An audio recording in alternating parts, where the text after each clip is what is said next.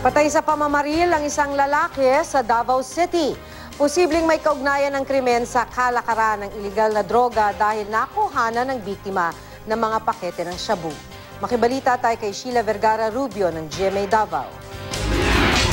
Sa dami ng tama ng bala sa ulo ng lalaking ito, malabo nang mabuhay pa siya.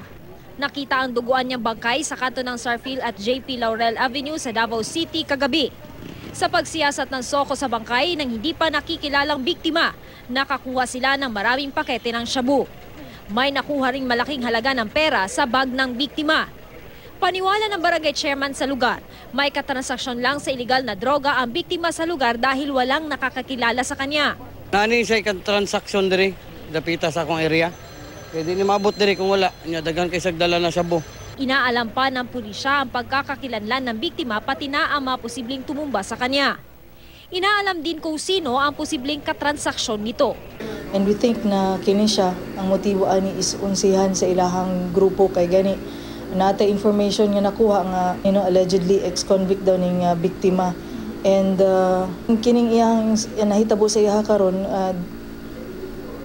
balik og kuan ba kay nakuhaan pud siya og mga drugs paraphernalia, nakuhaan pud siya og mga drugs o shabu, no. Sheila Vergara Rubio, Nagbabalita, Pilipinas.